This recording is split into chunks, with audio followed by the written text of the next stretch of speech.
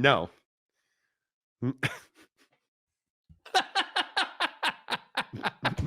Mikkel Schwinger says it's about time for the unk jokes. Juicy. Did you guys? I kid you not. Did you guys hear?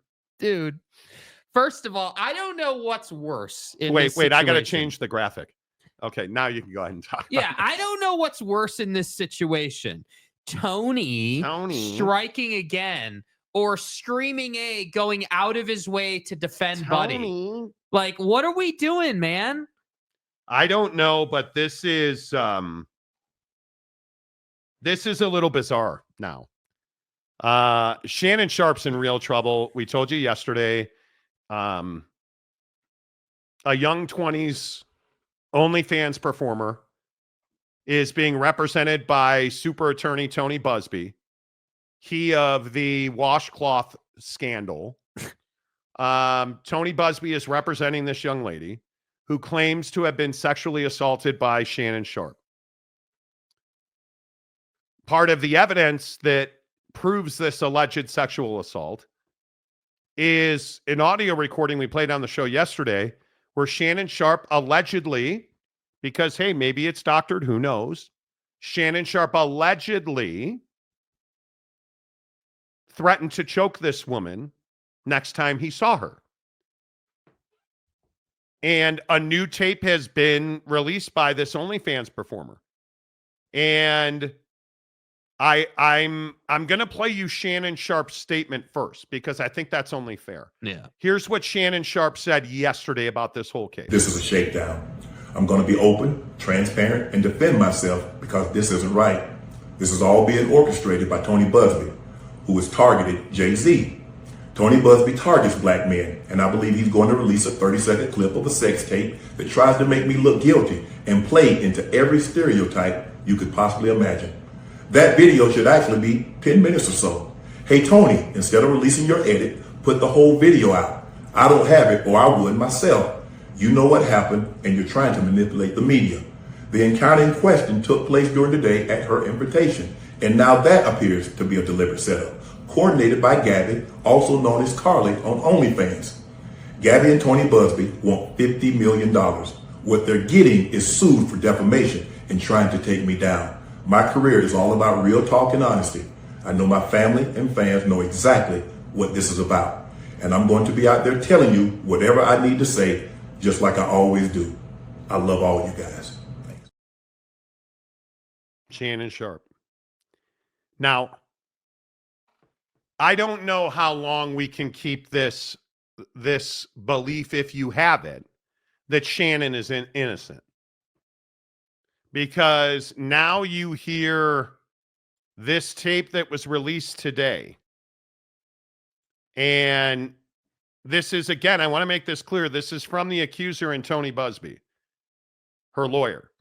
This is allegedly a recording of a phone conversation between the OnlyFans performer and Shannon Sharpe, where allegedly Shannon Sharpe threatens to choke this woman.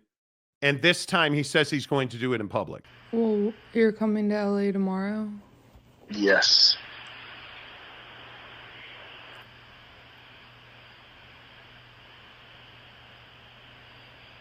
Well, I don't know why you want to go out.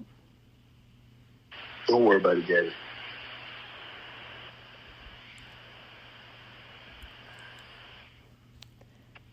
Well, okay. Okay, what?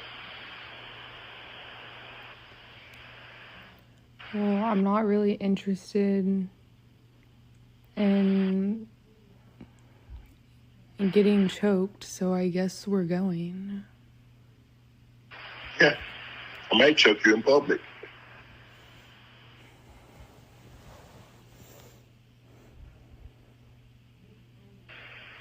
Big black guy chokes small white woman.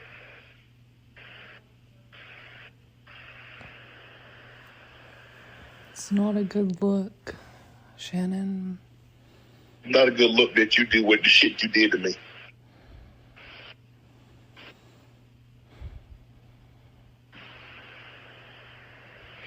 Okay, well,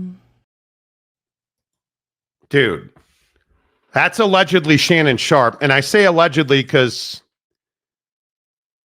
he says it's all a big setup. And he's never said that this isn't his voice. He claims he's suing her for defamation, all of it. How long can Shannon Sharpe hang on to this? First of all, excuse me. First of all, how awkward is the silence on that call? Very awkward. I mean, and then she says, I don't want to be choked, so I guess we'll go out. And your answer to that is allegedly, well, I'll choke you in public.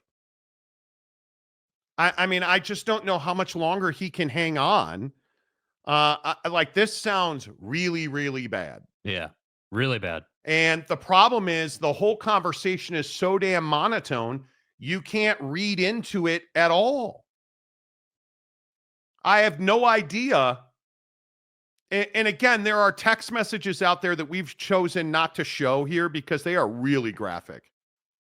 But there are text messages out there where this woman says that he wants her to put a dog collar. Allegedly, she says, I want you to put a dog collar on me and you know, yeah. Like, she talks about being choked in these text messages. And now here he is. She says, well, I really don't want to be choked, so I guess I'll go out. And he says, well, I'll choke you in public. Big black man chokes small white woman. That's really, to me, that's really damning evidence. And if Shannon Sharpe truly is innocent of that, and he didn't say that, why doesn't he come out and say that's not me talking, that's AI, or that's a fake doctored tape? Because he has not said that. He has said release the entirety of the tape, and now they're releasing more of it. But he's never said, I didn't say those things, I didn't do those things. This is all, and that's why I wanted to play his statement before. And again, I'm gonna play it again because I want you to hear it. Now you've heard his tape where he says that. How believable is this? This is a shakedown. I'm going to be open, transparent, and defend myself because this isn't right. This is all being orchestrated by Tony Busby, who has targeted Jay-Z. Tony Busby targets black men, and I believe he's going to release a 30-second clip of a sex tape that tries to make me look guilty and play into every stereotype you could possibly imagine. That video should actually be 10 minutes or so. Hey, Tony, instead of releasing your edit, put the whole video out. I don't have it, or I would myself. You know what happened, and you're trying to manipulate the media. The encounter in question took place during the day at her invitation, and now that appears to be a deliberate setup, coordinated by Gabby, also known as Carly on OnlyFans.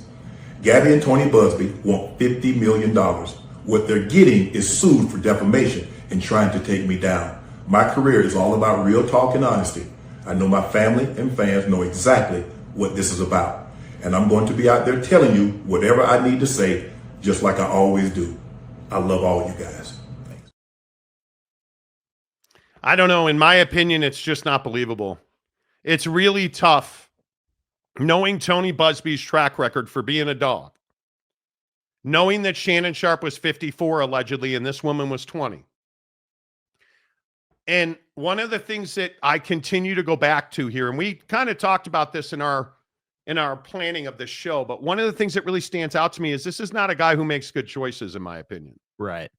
You're 54, you're a $100 millionaire who is on the verge of signing a $100 million podcast deal. Hey, they don't hand those out like cough drops. They're not, they're really hard to get. You're a Hall of Fame football player. You're a good looking dude who could probably have any woman he wants. So again, I ask if it is true, in fact, you picked this woman up at a public gym. You continued to date her when you found out she was 20. That right there, when you're a 54-year-old multimillionaire and you're dating a 20-year-old you picked up at a public gym, that's probably a bad decision. Yep. Then she's an OnlyFans performer. Did you not know that? Is that not like an illustration of really bad judgment? And then she's sending you allegedly graphic text messages asking you to do horrible things. Well, asking you to perform graphic sex acts. And you're doing it anyway. And then all of a sudden your phone rings and it's Tony Busby. And she's got you on audio recording. Did you not know? Did you know you were being recorded? Did you not know you were being recorded? Like, the choices here from Shannon Sharpe. And then, when you're like trying to compare yourself to Jay-Z, you're trying to compare yourself to the Diddy situation. Wouldn't that be the last thing you, hey, did you sexually assault this woman? Well, her lawyer is suing people involved with the Diddy case. What? Dude, like, your choices are coming back to haunt you here. Yes. And I struggle with this. And maybe I'm just being too hard on him. You're 54, she's 20, man. What's there to talk about? Like, you're 54 years old, allegedly, when you meet this girl and she's 20 and an OnlyFans performer. How is this supposed to end in your favor? Great sex? Okay, well, how long does great sex carry a relationship? And you can't find... Come on. And you can't find someone to do those things with that's not 20 and doing OnlyFans? Like, come on, dude. Again, I want you to understand something. I'm not saying this woman is blameless. I'm not even saying she's innocent. You're allegedly 54 years old when you meet her, and she's allegedly 20. She's an OnlyFans performer. You're a 54-year-old NFL legend who's a Pro Football Hall of Famer and worth more than $100 million. How did you think this was going to end, dude? Yeah. The reality is you had to open the door for this to happen, and you did. And I go back to all of these guys: Tiger Woods, O.J. Simpson, Bill Clinton. You pick your famous, powerful dude. They all fell. And why did they fall? Because they think they're bulletproof. Barry Bonds had no idea steroids would be a problem. And then Tony Conti showed up. And that, you just start hearing O.J. Simpson stories. Maybe perhaps the most horrendous domestic assault kind of case we've ever seen outside of Ray Caruth. Yeah. That went on for years. This has been going on for years, allegedly. Like, she's not innocent. Is she a victim? I don't know. But here's what I know. Shannon Sharpe made a whole lot of really fucking stupid decisions. I mean, really bad decisions. Trevor Bauer level bad decisions. Yeah. I'm sorry, you're an LA Dodger and you're smashing with a San Diego Padre fan. I'm going to say, and I don't care if she is the nicest woman anybody's ever met. You play for the Dodgers. She spends money to help the Padres win. I would not I'm not plugging my cable into that outlet. No. I'm not doing it. Nope. And Shannon, you don't know me and I don't know you. Scratch a check. End it. You're not winning. And it doesn't matter if you win in court. Trevor Bauer won in court. How's that working out? He's in Korea or wherever he is, Japan. How's that working out? Shannon, those $100 million podcast deals, yeah, those are already gone now, my friend. Scratch a check and move on with your life and make better choices. And learn from this. And then, this is crazy to me right here. And I want to go back to the conversations we've had in recent days on Stephen A. Smith. How many times in the last 6 weeks, 10 weeks, have we talked about this guy being a glory hound? 10, 12 times at least. The Shaq situation alone, the contract situation, sitting courtside at a Laker game, all of this stuff. Would you find it hard to believe that he made a statement and spoke on behalf of Jimmy Pitaro, the boss at ESPN, and I believe the co-chair at Disney? So you're the highest paid guy at ESPN, allegedly, and you thought the right thing to do was to come out and you guys tell me, here's 90 seconds of what I believe is Stephen A. Smith defending Shannon Sharpe. I spoke to Shannon, not in details, but I spoke to him. And he emphatically proclaims his innocence. According to Mr. Busby, his client emphatically proclaims his guilt. There are layers to this, and there are certain layers even I am not on. I can tell you, I also spoke to co-chairman of Disney, the boss, Jimmy Pitaro, who made it very, very clear we are taking this matter very seriously, and we are looking into this very, very closely. And once we gather as many facts as we possibly can, we will go from there. In my perfect world, this equates to Jay-Z,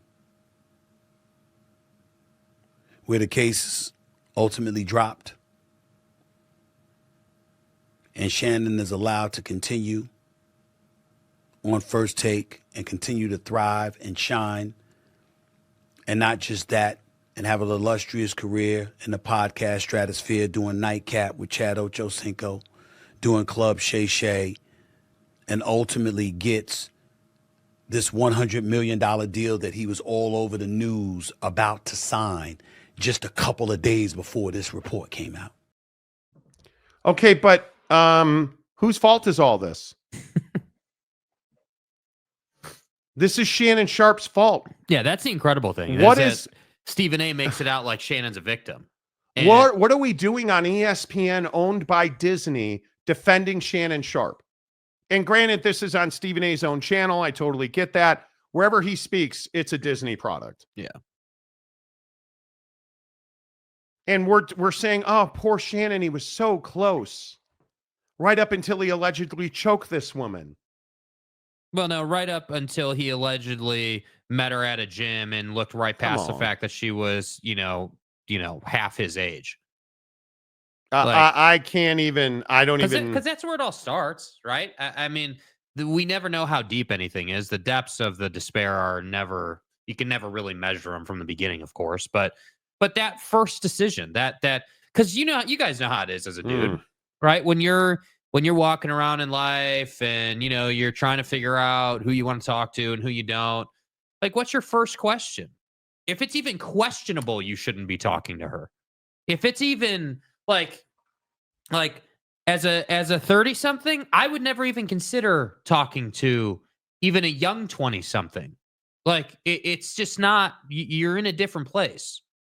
So the idea that Shannon was like, oh, yeah, no problem. We're going to look right past that. And let's go make some videos together. And what are you doing? Like, you're an idiot, dude, with all due respect. That's silly. That's that's rough. It doesn't take $100 million in your bank account to understand that you not only did you like crack the door open, you like opened that door and slammed it open and put a doorstop in front of it for her to walk through. Yeah, I don't feel sorry for Shannon Sharpe. I don't know what Stephen A. Smith is thinking here. It's wild to me that Stephen A. Smith can't see that you just need to let this play out. And, like trying to take credit for bringing Shannon Sharpe to ESPN. And but are we really Well, this is where painting him as a victim? I mean, come on. Right. I mean, isn't this what Stephen A does? Isn't this the type of content Stephen A wants to be doing? He wants to be right in the middle of all this drama. You cannot. Yeah. I don't know. What do you guys think? Are you surprised Stephen A came out and defended him? If you're Shannon Sharpe, what are you doing right now?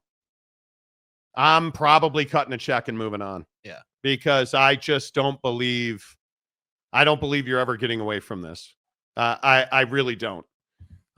It's just, yeah, it's unbelievable that you're making these mistakes. Like it's crazy. Johnny, Monty, nasty cough you got there. Here, have $100 million deal, right? Like, and this cough I'm battling, I'm about done with it. This is the end of, for those of you who don't know, I've been battling pneumonia for about 10 days, almost 2 weeks now. And I'm finally over it. I was really sick last week. I'm fine now. I'm totally normal, except I can't get rid of this occasional cough. I spent the hour before the show coughing my guts up. Yeah. Like, it was brutal. Absolutely brutal. Michelle. Hello, Michelle. Good to see you. Like cough drops, he says, recovering from pneumonia. Bad decision for sure. 20, still a kid, and the 54-year-old should be making better decisions. Yeah. Totally agree with that. Totally agree. Michael says self-sabotaged. Oh, come on. Come on. Mike Smith, Busby is racing to get that money, but why is that a bad thing? This is what he does for a living. Tony Busby is an attorney and a really good one. And again, I think he's only racing to get that money because Shannon Sharpe made really bad choices. Really, really bad decisions. Yeah, don't blame the ambulance chaser, dude. Yeah, Cougar Tracks. Shannon Sharpe is ruled by his lower extremities. Perhaps, I don't know. Time to pay the bill, Shannon. It truly is. TJ Beck, sad. Shannon Sharpe just doesn't make good decisions outside of football. Worth a grip and can't get with higher tier ladies. What the heck? You should have been able to pull an incredible woman at this level. And again, it's what I always ask about men who wind up in this position. Like the best, in my opinion, way to live your life is backed up by a really strong, powerful, empowered woman. Mm-hmm. Because you're on the same level. Like you can't, if you're worth $100 million allegedly, like Shannon Sharpe is, you can't date an OnlyFans performer. And I don't care how much she makes on OnlyFans. You have everything to lose. She has everything to gain. It's that simple. And you go down the list. Who had more to lose, Bill Clinton or Monica Lewinsky? Like, you go down the list. Donald Trump or Stormy Daniels? I mean, it's unbelievable how many times this has happened. And you get guys like Anthony Edwards from Minnesota, the Timberwolves. Yeah. Allegedly has kids with a ton of different women. Tyreek Hill, another prolific seed spreader, holding one of his babies over a balcony in an apartment building. And how did we find out about it? Because somebody was filming his balcony from like far away. You weren't accidentally filming that balcony because you're a target. You're wealthy. You're famous. You're a target. No question. So and I would even question, Shannon, what are you doing going to a public gym? Are you out of your mind? Yes. Like, yes. You can't. Yes. Well, you know what? Zion Williamson is another. Yeah, I mean, that's facts. Great dude. example. Zion's another great example, dude. Bad decision after bad decision. Involved with a porn star who outed him and said terrible, heinous things about him. Like, yep. And he was on Snapchat doing that. And now here we are. Tiger Woods. I mean, it just keeps going. It just keeps going. Yeah, I don't know. I'm trying to read these comments before I read them. Like, you guys, people's sexuality is not something to joke about. Yeah, I would agree. Shay about to pay. Has Malika Andrews mentioned this yet? She's probably setting up a full-blown docuseries. Jeez. No idea. Yeah, I don't know that you... no one in jail is guilty. Well, and this, by the way, this is not a criminal case. It's a civil case. This is a civil lawsuit. TJ Beck, when you chase glory, the glory, Stephen A., you may fall as hard. People love to build you up and tear you down. Yes, they do. There are a lot of people in this country who don't like rich people, who do not want rich people to succeed.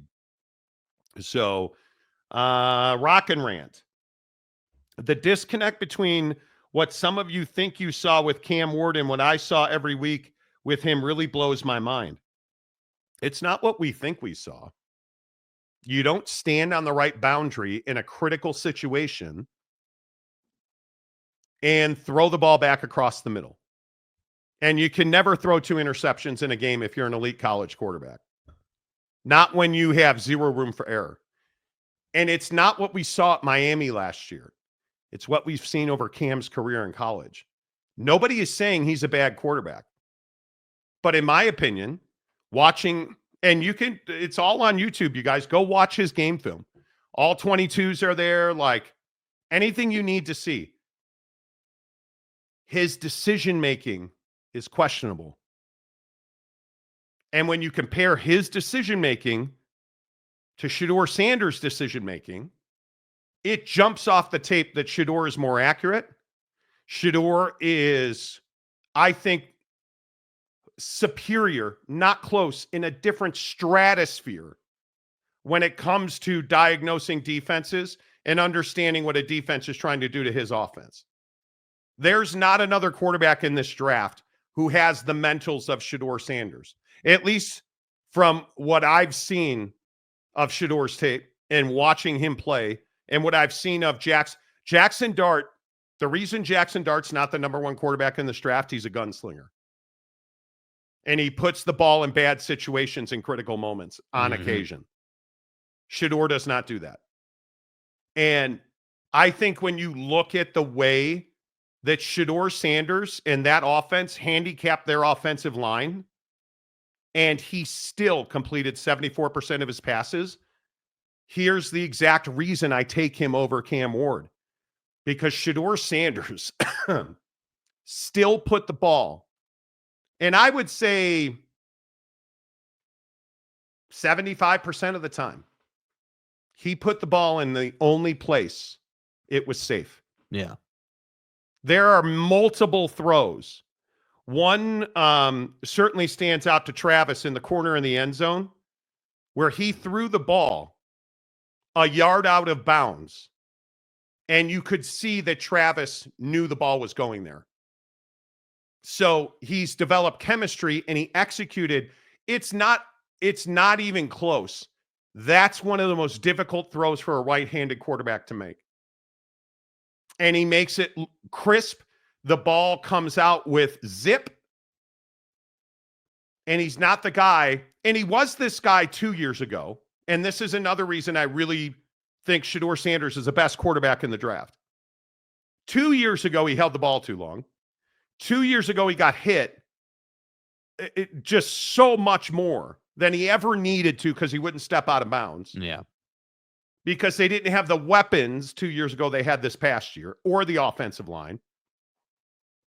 And then you look at the progression of Shedeur from year one to year two at Colorado. That all went away with the exception of holding the football sometimes. The ball was rarely in danger. He doesn't really turn it over. And he completes 74% of his passes. And he did it without much of an offensive line in year one at all, and not a very good offensive line in year two. And then I look at Cam Ward, and I look at some of the raw Cam Ward numbers, and you understand he was sacked only 22 times. And you understand where a lot of these big games happened, right? His biggest game, I think probably his best performance was opening week against Florida. I don't care if Florida was a better team. A lot of people have said Florida was a better team in the second half. That's not Cam's fault. 385, 3 touchdowns and an interception. Rated 189. I think that was one of his best performances. I put almost nothing into the FAMU Ball State game, USF game, and I think that set him up to struggle against Virginia Tech in what now was an infamous game, that 38-34 game, which led him right to the 39-38 Cal performance. But what happened? One of those turnovers in both of those games led to his team almost losing that game. Okay, then he makes plays that mean they win the game. Okay, totally on par with that. But I look at Louisville, that's a good win, 52-45. Okay, I totally get it. The numbers on paper jump out at you. But go watch the decision-making of Cam Ward. Go back, get on YouTube, and go watch his decision-making at the end of games.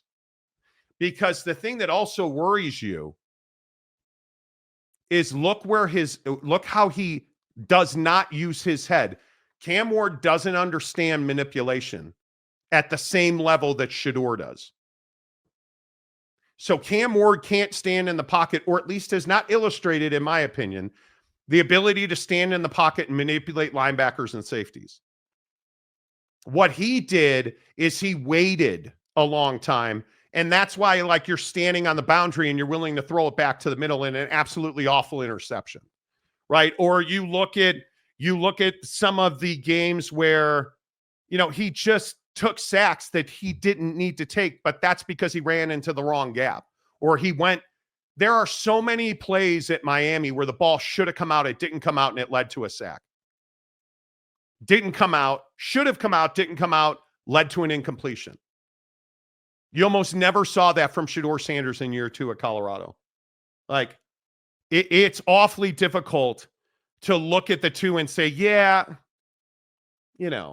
Rock and Ran, I've watched every single game, and yes, including the 22, you're just completely wrong. Okay, so tell me what I'm completely wrong about.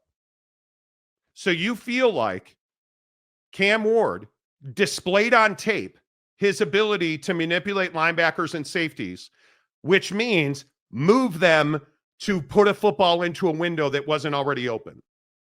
Because that's just not what he does. Cam Ward has the ability, and what he does really well is he rolls a lot, but that movement is what he's using to move the defense. Instead of, like, I don't know, a pro-style NFL offense outside of Kansas City, because Andy Reid's a witch and he does things that I don't know how they do it. But in a pro-style offense, you have to be able to slide, step up, deliver a football. And one of the things that the young QBs, and I think you look at, I'll even use Caleb Williams. Caleb Williams has that ability to sidearm. He has that ability. He developed a pitch. Cam's going to have to take a big leap forward in being an NFL-style quarterback, which is the other thing that kind of scares me off of him, is that he's going to have to take a big leap forward playing in the pocket and delivering the football while manipulating defenses. And the proof's going to be in the pudding. Like, we can sit here and we can go round and round about it. In my opinion, your opinion, which doesn't mean a damn thing at the end of the day. He's going number 1 overall to Tennessee.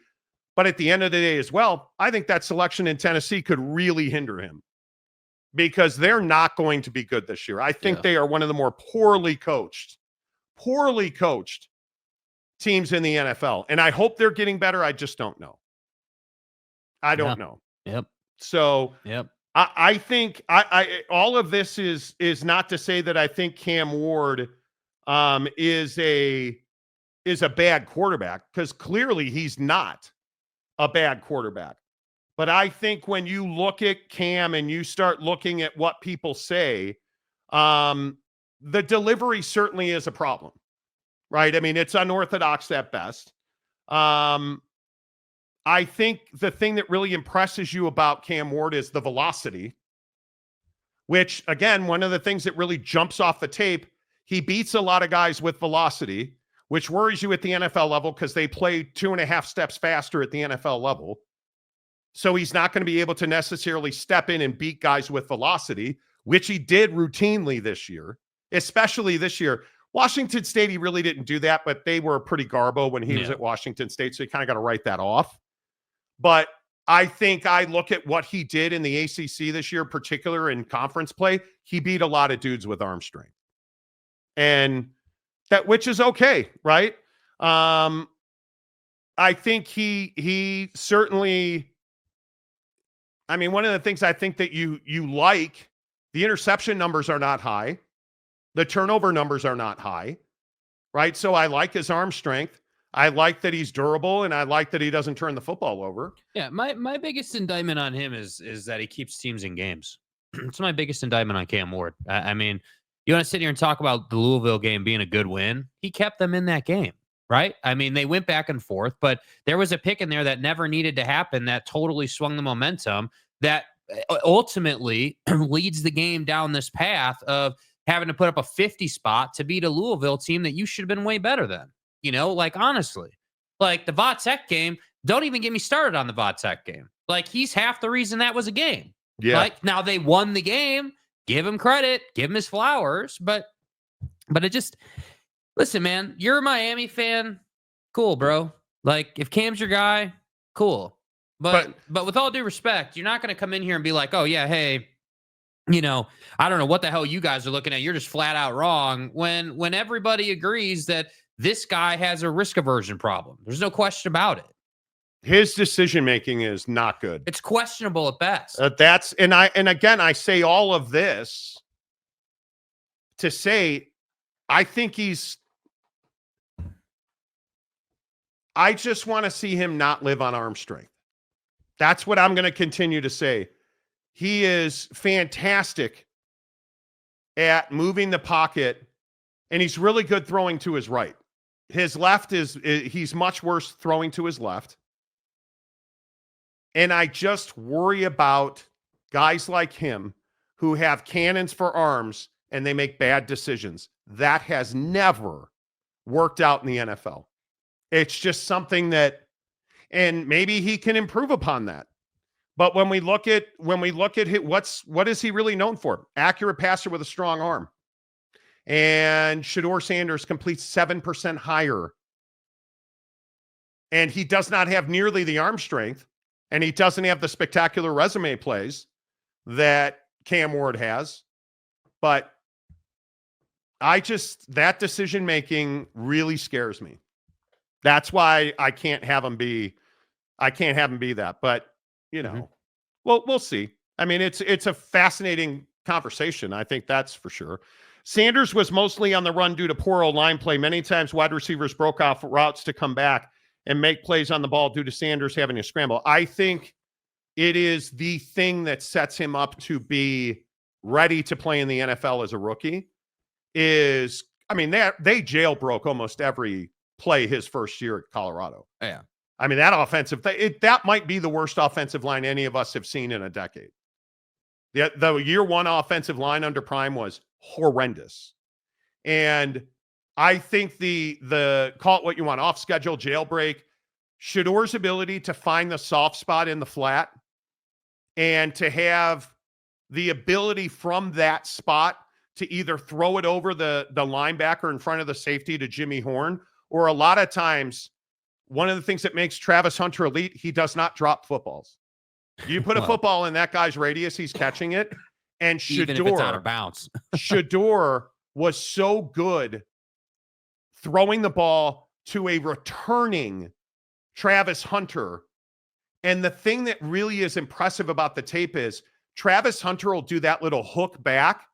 And when Shedeur lets the ball go, then Travis makes his break. Shedeur's throwing it to a spot that he knows Travis is going to break into. And he still completed 74% of his passes.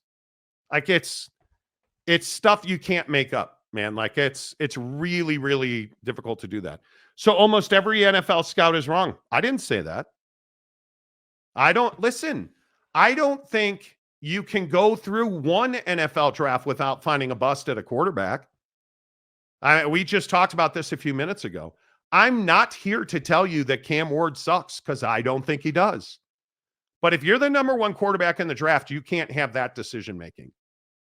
You cannot have that kind of decision-making. And furthermore, I think it's that decision-making that will have him struggle as a rookie. In an already awful situation. Okay, it's possible they all loved Ryan Leaf. Everybody loved Ryan Leaf. There's no question about it.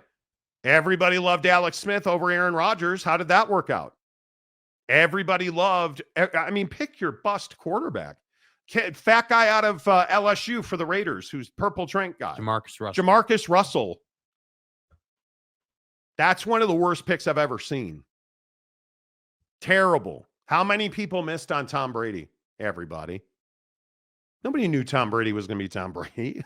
Yeah. It's a crapshoot. There's not a right or wrong. You go to ESPN. I was reading the composites on the quarterbacks this morning. You have guys who are paid millions of dollars to analyze talent, and one guy's on one side, five guys are on another side. There's no right or wrong. we're all just sitting here giving opinions. Again, the thing that I always say is I've just been through the NFL draft 30, 40 times. I know what I'm looking at. Like you have to, and I'm not happy to tell you the things you need to look at when you're looking at a quarterback. Arm strength and accuracy are two of the biggest things. Cam Ward has a stronger arm. Shedeur Sanders is far more accurate. Okay, what's the next thing then? IQ and acumen. Put these two guys right next to each other, Cam Ward, Shedeur Sanders. It's not close. When I say IQ and acumen, Shedeur Sanders' ability to soft shoe a linebacker, to make that linebacker believe he's going to run, and then that linebacker sucks up to find a receiver who's not even in that window yet and won't be there for 2 more seconds. Elite. And why is that? He's prepared. He's watched film. He knows what they're going to do. He knows that linebacker's tendency, and they have worked on this particular jailbreak all week long. So he throws the ball and boom, it's caught. And all of a sudden, you have a big play out of what should have probably been an incomplete or a ball thrown out of bounds. But I look at Cam Ward. What's the difference in that scenario? Cam Ward's not trying to move a linebacker. He's trying to throw it harder and faster than that linebacker can react with his hands. That's I think that is the singular difference. Cam Ward's decision-making is, and I don't care what composite you read on Cam Ward, everybody talks about his bad decision-making because he's got a cannon for an arm, and those guys always try to outthrow their bad decisions, and it almost never happens. So I'm not telling you, again, that either one of these guys sucks because they don't. Shedeur Sanders has a higher IQ and has a higher acumen and is an operator in the pocket and wants to be in the pocket, runs by necessity. Cam Ward bailed on the pocket a lot because he likes being outside the pocket. He's more comfortable rolling to it. This is a dude. If you said to him, you can roll left to throw back over the middle every time, go ahead and do it. He would do it every single time. He loves that throw from his left back over the middle to the right, and it is death in the NFL. Those are the things I'm looking at. Like, I just don't, I think speed is not something that you can time on the field. I don't care how fast you run. I want to know how fast you think. I need you to have seen it before you see it in person. Yep. I need you during the week to put yourself in the left flat, and I need you to fool the linebacker. And I also need, one of the things Shedeur is elite at, go watch the football when Shedeur's out of the pocket. And go watch the football when Cam Ward's out of the pocket. Now, he's cleaned up his turnovers. At Miami last year, he didn't turn the football over. But go watch what those two do with the football. The ball almost never leaves the launch point on Shedeur Sanders when he's out of the pocket. It's pretty crazy. It is pretty crazy. I'm not crapping on Shedeur. I think he will do great in the league, to be clear. I think he's going to be amazing. I really do. I think he will do very well. Mike Smith, processing speed in a QB is one of the most overlooked aspects that makes the most difference. I agree with you. Yeah. The computer, and it's what is so, oh man, his name went right out of him. The kid in Washington. Jaden Daniels. Jaden Daniels. What does Jaden Daniels do Monday night and all day Tuesday? VR. He plays the next week's opponent in VR. He has a full VR rig, and Shedeur does this as well. And I think it's the future of football. He has a full VR rig. And what that means is he puts on a headset and he plays the game in virtual reality.